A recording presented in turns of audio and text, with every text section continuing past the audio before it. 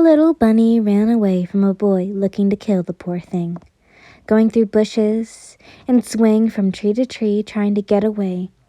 That was until it saw someone running faster to get to her.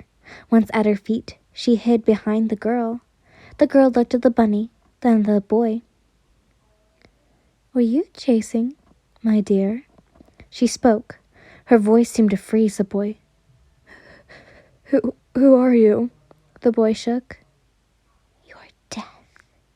And with that, in a blink of an eye, her hands were on his cheeks. She blew on his face. His hair, her air was freezing cold. The boy freezing and becoming a statue.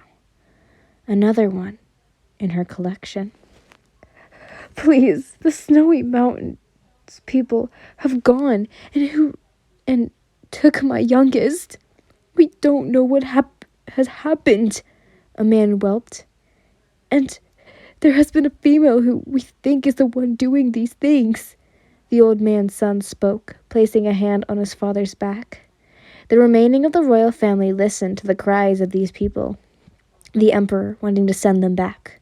But the crown prince spoke up. "I'll see what's going on in the mountains." His calm voice made the court gasp and whisper, "Oh, thank you." The old man bowed lower, if he could even. "Just please get my son home." The man whelped once again. The prince stood from his seat and walked to the man, placing a hand on his shoulder. "I will get your son back," he spoke. As the time came for him to take his promise, his mother walked into his room. "Shoto, please be careful. I don't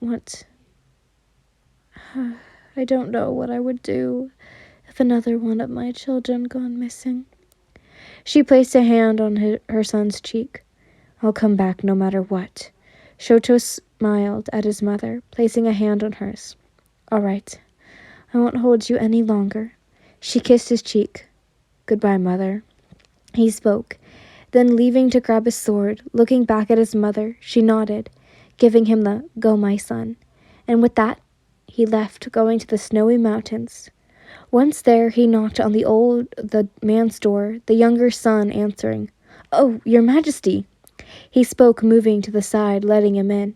"You wouldn't mind if I get my stuff here?" Shoto asked, taking his shoes off. We wouldn't mind." The man spoke, walking more into the house, going to the kitchen. "Do you want some tea?" he asked. "Yes, please." Shoto spoke, sitting down at their table. The youngest placed down the teapot. The hot tea. "May I ask where this lady is?" Shoto asked. "Oh, we don't know, but she's seen within the deep mountains." The man spoke. "I see." Shoto spoke before taking a sip of his tea, then downing the whole thing. The man was shocked at what he did. "I'll take my leave. I will be back." Shoto spoke before going to the main door, putting his shoes on and leaving. That was quite quick. The boy spoke.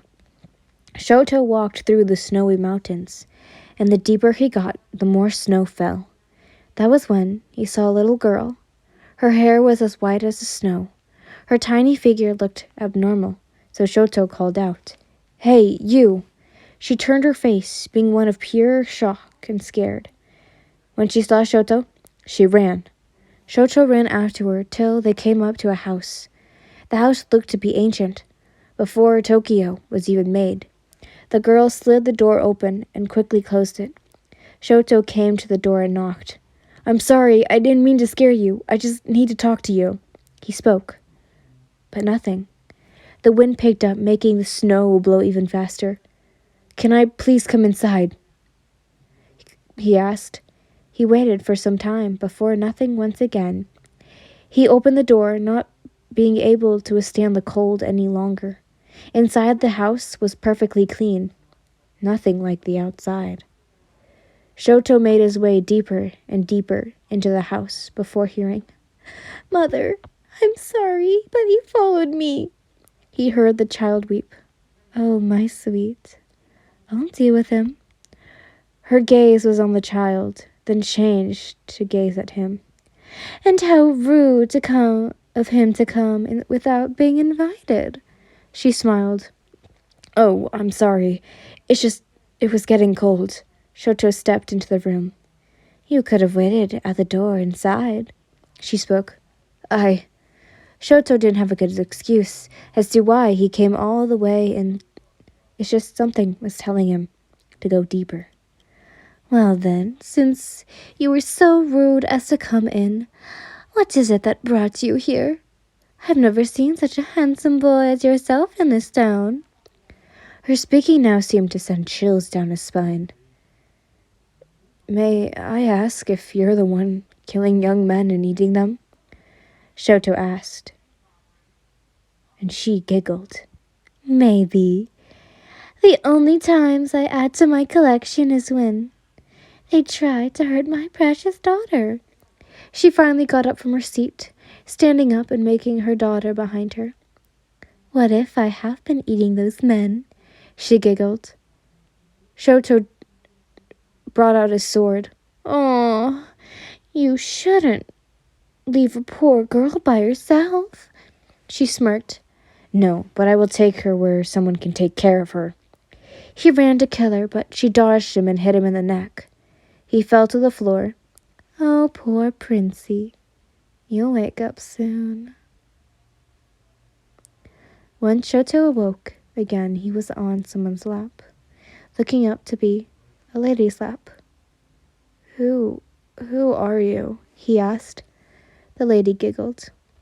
Oh, Shoto, I'm Yen, your wife. Oh, that's right. He spoke, then looking down to see a little girl sleeping on his chest. He placed a hand on her head. I love you, Yen. He spoke, closing his eyes. I love you too, Shoto Todoroki. You spoke. How did you guys like it? Such a good story, am I right? Kidnapping a prince? But anyways, I hope you guys enjoyed it.